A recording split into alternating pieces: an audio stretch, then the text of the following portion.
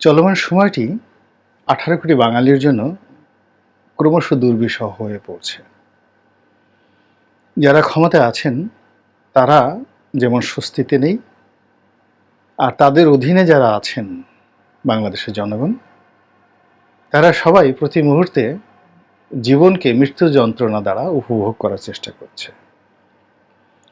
একটার পর একটা গুজব, একটার পর একটা সমস্যা, এবং কিছু কিছু ক্ষেত্রে এমন সব জটিলতা, ব্যবসা বাণিজ্য, প্রশাসন, জীবন, চাল চলন, সংবাদপত্র, কথাবার্তা, বিনোদন, পুরো জগৎটাই নির্বিষ, নিশ্চিম, নীরবতা এবং যাকে বলা হয় কবরের মতো একটা পরিবেশ এবং পরিস্থিতি গিজ গিজ গিজ গিজ করছে।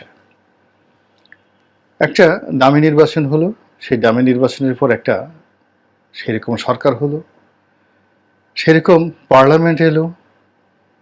আপাত দৃষ্টিতে নিরঙ্কুশ একটি বিজয় হলো এক পক্ষের, আর আপাত দৃষ্টিতে নিরঙ্কুশ একটা পরাজয় হলো অপর পক্ষের। এবং এই নির্বাচনকে কেন্দ্র করে পর্দার আড়ালে এবং পর্দার বাইরে অনেকগুলো খেলাধুলা ২ বছর ধরে চলল। কোনটা যে খেলা আর কোনটা যে কুটচাল, কোনটা সঠিক কোনটা বেঠিক, আমরা এখনো পর্যন্ত এই বাংলায় যারা আছি বুঝে উঠতে পারছি না। মানুষ আশরাফুল মাখলুকাত, আল্লাহ মানুষকে শ্রেষ্ঠতম বুদ্ধি দিয়ে তৈরি করেছে। তো কাজেই আমরা যেহেতু আমাদের এই বাংলাদেশের সমস্যা বুঝতে পারছি না, কাজে আকাশের ফেরেশতারা, জিন ভূত প্রেতরা বুঝতে পারবে এটা অস্বাভাবিক বিষয়। তো এই যে আমরা বুঝতে পারছি না, বুঝতে না পারার কারণেই নানা রকম গুজব, নানা রকম ভয়, নানা রকম আতঙ্ক, নানা রকম অনিশ্চয়তা, দুঃস্বপ্ন এবং দুর্বিষহ পরিবেশ এবং প্রতিবেশ প্রতি মুহূর্তে আমাদেরকে অস্থির করে তুলছে। আমাদের ব্যাংক ব্যবস্থার দুর্বলতা এবং ইসলামী ধারার যে ব্যাংকগুলো, সেখান থেকে কত লক্ষ কোটি টাকা লোপাট হয়েছে। এই ব্যাংকের যারা লক্ষ লক্ষ গ্রাহক রয়েছেন তাদের অবস্থা কি? অন্য যে ব্যাংকগুলো ১২ থেকে ১৩টা ব্যাংক যেগুলো দেউলিয়া হওয়ার পর্যায়ে পৌঁছে গিয়েছেন এবং অনেকগুলো ব্যাংকের ব্রাঞ্চ বন্ধ করে ম্যানেজাররা ভিতরে বসে থাকেন গ্রাহকদের ভয়ে। যে ব্যাংকগুলো চালু রয়েছেন সেখানে কেউ এলসি করতে পারেন না, কেউ টাকা জমা দিতে ভয় লাগে, কেউ টাকা উঠাতে কারো ভয় লাগে। প্রতিদিন ডলার নিয়ে একেবারে ডাকাতি চলছে রীতিমতো। এবং সাম্প্রতিক সময় ডলারের যে মূল্য এক লাফে বেড়ে গেল প্রতি ডলারে ৬০ টাকা করে, যা কিনা মূলত বাংলাদেশের মুদ্রায়, মানে বাংলাদেশের টাকার যে মান কম করে হইল ৩০ থেকে ৩৫ ভাগ অবমূল্যায়িত হয়ে গেল। অর্থাৎ এই ডলারের সঙ্গে যদি তুলনা করেন, ১০০ টাকা যদি আপনার আগে থেকে থাকতো, সে ১০০ টাকা এখন রূপান্তরিত হয়ে ৭০ টাকায় পরিণত হয়েছে বা ৬৫ টাকায় পরিণত হয়েছে। তো বোঝার চেষ্টা করুন যে আমাদের জাতীয় আয় কিভাবে কমে গেছে। এবং জাতীয় আয় যখন কমে যায় তখন সবার আগে মধ্যবিত্ত শ্রেণী এর দ্বারা আক্রান্ত হয়, এরপরে নিম্ন মধ্যবিত্ত, প্রান্তিক জনগোষ্ঠীর মধ্যে দুর্ভিক্ষ দেখা দেয়। এবং ঢাকা শহরে আপনারা খোঁজ নিয়ে দেখেন যে অনেক বাসায় যারা ২ জন কাজের লোক রাখতেন তারা ১ জন বাদ দিয়ে দিয়েছেন, এবং যারা কাজের লোক রাখতেন ১ জন করে ছুটা বুয়া, তারাও এখন প্রাণান্ত চেষ্টা করছেন কাজের বুয়া বাদ দেওয়ার জন্য। এবং ঢাকার অভিজাত এলাকাগুলোর মধ্যে এখন এই কাজের প্রত্যাশায় কাজের বুয়া এরা ঘোরাফেরা করছে, যেটি এই ১ মাস আগেও কল্পনা করা যেত না। গ্রামের অবস্থা আরও ত্রাহি, বিদ্যুতের দাম এ যাবৎকালে ১৩ বার না ১৪ বার খুব সংক্ষিপ্ত সময়ের মধ্যে বেড়ে গিয়েছে। এবং পুরো বিদ্যুৎ ব্যবস্থার উপর, মিটার ব্যবস্থার উপর, বিলিং ব্যবস্থার উপর মানুষের বিশ্বাস উঠে গিয়েছে। তো এর মধ্যে সীমান্তের সমস্যা আছে, পার্বত্য চট্টগ্রামের সমস্যা আছে, তারপর চীনের সাথে সমস্যা আছে, মায়ানমারের সাথে সমস্যা আছে, আর আমেরিকার সঙ্গে তো রীতিমতো দাগ-মোড়ার সম্পর্ক চলছে।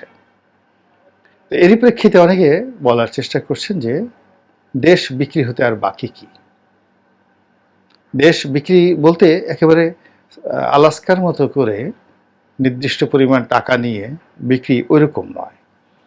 দেশ বিক্রি বলতে দেশের মান, দেশের সম্মান, দেশের ইজ্জত এবং একটি দেশ মাথা উঁচু করে দাঁড়িয়ে থাকার যে হিম্মত থাকে, সেই হিম্মতটিকে নষ্ট করে দেওয়ার জন্য যা যা করা দরকার প্রায় সব জিনিসগুলি গত ৮-১০ বছর ধরে আমাদের রাজনীতিবিদরা করেছেন। আমরা এখন যার তার পা ধরি, বিদেশি লোকজন যার তার কাছে মাথা নোয়াই এবং কেউ বা দাদার কাছে, কেউ বা দাদির কাছে, মানে বিদেশি দাদা, বিদেশি দাদি, বিদেশি প্রভুরদের কাছে মাথা নোয়ানোর জন্য সকাল বিকাল নিষ্পিস করছে।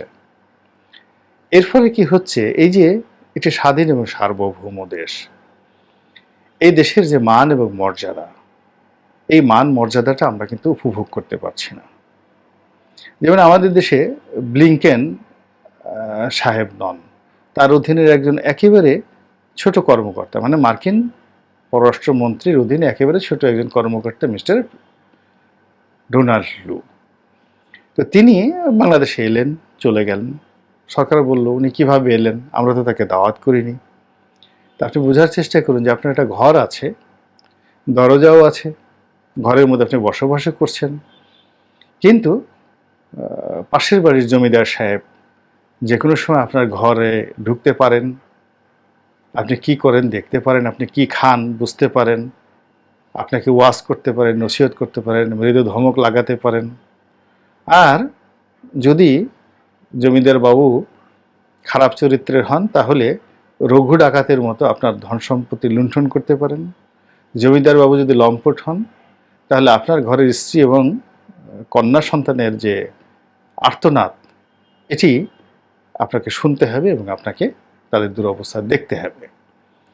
তদ্রূপ একটি দেশ এর স্বাধীনতা, সার্বভৌমত্ব এবং তার যে মান সম্মান বলতে যেটি বোঝায়, সেটি হলো এই রাষ্ট্র ব্যবস্থার ইচ্ছার বাইরে পৃথিবীর কোনো শক্তি নেই এই রাষ্ট্রের সীমানার ভিতরে দৃষ্টি নিক্ষেপ করে। এখন আমাদের সীমান্তে গোলাগুলি হচ্ছে, ভারতীয় গরু চোরেরা ইচ্ছামতো গরু বাংলাদেশে ঢুকিয়ে দিচ্ছে, আবার কখনো কখনো সেই গরু চোরেরা আমাদের লোকদেরকে গুলি করে মেরে ফেলছে। কিচ্ছু করার নেই, কিছু বলার নেই, নিন্দাবাদও জানাতে পারবেন না। সেখান থেকে ছেড়ে ভারত বড় প্রতিবেশী, ছোট প্রতিবেশী মায়ানমারের দিকে আসেন, সেখানে আমরা আরও অসহায়। তাদের প্রায় 12 থেকে 13 লাখ রোহিঙ্গা এখন আমাদের দেশে। মায়ানমারের যুদ্ধের কারণে সেখানে যে আরাকান আর্মি এবং আরও পরস্পর বিরোধী কয়েকটা আর্মি বা গেরিলা বাহিনী থেকে তৈরি হয়েছে, তারা যে কোনো সময় আমাদের পার্বত্য চট্টগ্রাম, বান্দরবন, খাগড়াছড়ি এবং আমাদের কক্সবাজার, এই পুরো এলাকাকে তারা অশান্ত করে ফেলতে পারেন। ফলে এই সীমান্তটিও আমাদের জন্য এখন বিস্ফোরা হয়ে পড়েছে। দূরবর্তী দেশ যে চীন, মানে আমরা চীনের সাথে বলছি, আশা করছি সরকার পক্ষ, বিরোধী পক্ষ সবাই চীনকে তোয়াজ করার চেষ্টা করছে, কিন্তু চীন কখনোই কারো বন্ধু হয় না। তারা সবসময় শুরু থেকে এই পর্যন্ত সবসময় একটা সফট ডিপ্লোম্যাসি তারা করে থাকে, টাকার মাধ্যমে, ব্যবসা বাণিজ্যের মাধ্যমে। তো সেই টাকা এবং ব্যবসা বাণিজ্যের জন্য তারা যে শর্ত এবং তাদের যে ডিপ্লোম্যাটিক যে নর্মস রয়েছে, আমরা সেই নর্মসটা এখনও পড়তে পারিনি। ফলে চীনের দ্বারা যেভাবে শ্রীলঙ্কা উপকৃত হয়েছে, চীনের দ্বারা যেভাবে মালদ্বীপ উপকৃত হয়েছে, ইরান উপকৃত হয়েছে, আফ্রিকার অনেকগুলো দেশ উপকৃত হয়েছে, এমনকি আমেরিকা চীনের দ্বারা সবচেয়ে বেশি উপকৃত হয়েছে। এমনকি যুদ্ধ যখন ভারত এবং চীন সীমান্তে যখন যুদ্ধ চলে, কার্গিল যুদ্ধ, মানে আছে কার্গিল না, কার্গিল যুদ্ধ তো পাকিস্তানের সাথে যে যুদ্ধ চলে লাদাখে, সেই যুদ্ধের মধ্যেও ভারতের যে সবচেয়ে বড় বৈদেশিক ঋণ, এই ঋণটি কিন্তু চীনের এক্সিম ব্যাংক থেকে মঞ্জুর করা হয়েছিল। তো এটা হলো ভারতীয় ডিপ্লোম্যাসি এবং চীনের ডিপ্লোম্যাসির মধ্যে যে নর্মস রয়েছে সেই নর্মসের ভাব বিনিময়। কিন্তু আমাদের সঙ্গে এখনও বেইজিংয়ের যে নর্ম সেই নর্মসটা আমরা এখনও পড়তে পারিনি। ফলে আমরা আসলে প্রতি মুহূর্তেই ডিপ্রাইভ হচ্ছি, অনিশ্চয়তার মধ্যে পড়ছি এবং চীনের অবিশ্বস্ততার মানে আমাদেরকে বিশ্বাস করার মতো কোনো সুযোগ চীন পাচ্ছে না। তো গেল চীনের সাথে আমাদের এই সম্পর্ক। এর বাইরে আমাদের যে অভ্যন্তরীণ যে ব্যাংকিং ব্যবস্থা রয়েছে, এই ব্যাংকিং ব্যবস্থার 10 থেকে 12টি খাত। প্রথম খাত হলো ঋণ দেওয়া, এরপরে ঋণ নেওয়া, এরপর দ্বিতীয় খাত হলো দৈনন্দিন নগদ অর্থের লেনাদেনা করা।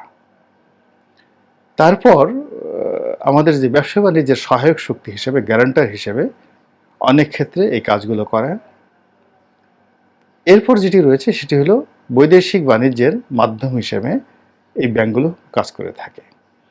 এরকম 10-12টি হাজারো গুরুত্বপূর্ণ আমাদের দৈনন্দিন জীবনের যে কাজ আছে, সেই হাজারো গুরুত্বপূর্ণ কাজের মধ্যে এই ব্যাংকিং সেক্টরে যে 10-12টি গুরুত্বপূর্ণ কাজ, এটি ছাড়া এই মুহূর্তে রাষ্ট্র, দেশ, জাতি, সমাজ, সংসার অচল। পুরো ব্যাংকিং ব্যবস্থাটি এখন বলতে গেলে মানুষের বিশ্বাসের যে সীমা এটা অতিক্রম করেছে, ধৈর্যের সীমা অতিক্রম করেছে। কোনো ব্যাংক এই মুহূর্তে মানুষকে উপকার করতে পারছে না, অথচ প্রত্যেকটা মানুষকে রীতিমতো দৌড়ের উপর রেখেছে। তো এই যে আমাদের যে দেশ বিক্রি, ব্যাংকের যে দেউলিয়াত্মপনা বা দেউলিয়া হয়ে যাওয়া, তার সঙ্গে সঙ্গে আবার বাংলাদেশ ব্যাংকের রিজার্ভ আবার চুরি হয়েছে, এই ধরনের গুজব। এখন বলেন তো, এই সকল কথাবার্তা শোনার পর আপনি নিজেকে কি এরকমভাবে পরিচালনা করবেন? আপনি কি খুব কুল থাকতে পারবেন, না এক ধরনের অস্থিরতা আপনাকে তাড়া করবে? আপনি কি আপনার নিজস্ব যে প্রোডাক্টিভিটি, সে প্রোডাক্টিভিটি চালাতে পারবেন, নাকি আপনার ভিতরে যে কর্মক্ষমতা আছে সেগুলো শেষ হতে হতে একেবারে আপনি কবরের দিকে চলে যাবেন? বাংলাদেশের যে 18 কোটি মানুষ, এই 18 কোটি মানুষ গত কয়েক বছর ধরেই অপরাজনীতি, অপসংস্কৃতি এবং মাফিয়াতন্ত্রের কবলে পড়ে রীতিমতো দিশেহারা হয়ে পড়েছে।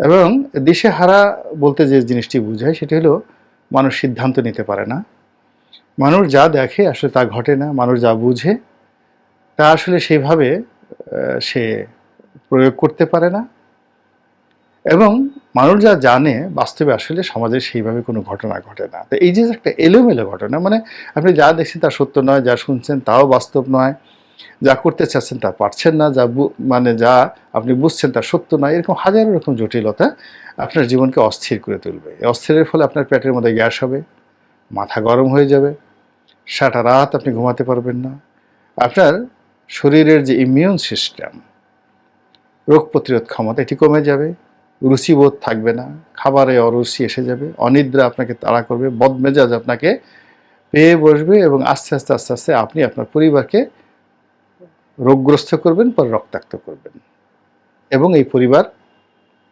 পাড়া প্রতিবেশীকে নষ্ট করবে, পাড়া প্রতিবেশী সমাজকে নষ্ট করবে, সমাজ রাষ্ট্রকে নষ্ট করবে।